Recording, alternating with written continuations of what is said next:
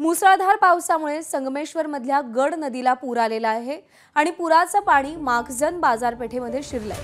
व्यापाऱ्यांचं यामुळे मोठं नुकसान झालंय। नायशी, कळंबुशी, कासे गावामधली शेती पाण्याखाली गेलेली आहे। अनेक वर्षांपासून बाजारपेठेत शिरणाऱ्या पुराच्या पाण्यामुळे व्यापारी त्रस्त आहेत। कायमस्वरूपी उपाययोजना करण्याची माखजन बाजारपेठेतल्या व्यापाऱ्यांनी या निमित्तानं मागणी केली आहे।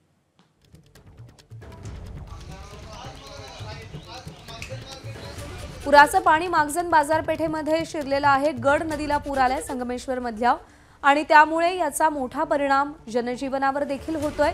सातत्यानं पुराचं पाणी बाजारपेठेत शिरतं आणि त्यामुळे व्यापाऱ्यांचं मोठं नुकसान होतं आणि या समस्येवर आता कायमस्वरूपी तोडगा काढा अशी मागणी या व्यापाऱ्यांनी केली आहे।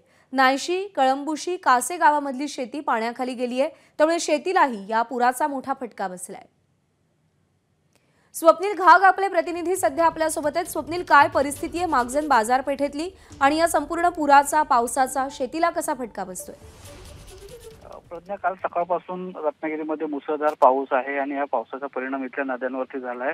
विशेष करून गड नदी जी आहे ती नदी पूर्ण क्षमतेने वाहते आहे आणि पूर आल्यामुळे जी माखजन बाजारपेठ आहे या बाजारपेठेमध्ये पुराचं पाणी रात्री शिरलं आणि व्यापाऱ्यांचं मोठं नुकसान झालेलं आहे। दरवर्षी गड नदीचं पाणी माखजन बाजारपेठेत शिरतं आणि व्यापाऱ्यांचं मोठं नुकसान होतं।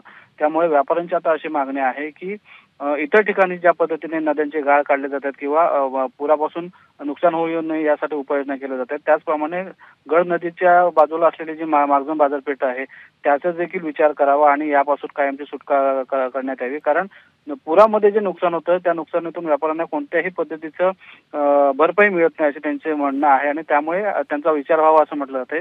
त्याचबरोबर शेतीचं देखील मोठ्या प्रमाणात नुकसान होतंय, कारण 2-2 दिवस शेती जी आहे, व्यापाऱ्यांचं नुकसान होतंय, जनजीवन विस्कळीत होतंय, त्यामुळे आता कायमस्वरूपी तोडगा यावर निघावा अशी या सगळ्यांची मागणी आहे। स्वप्नील, धन्यवाद दिलेल्या माहितीसाठी।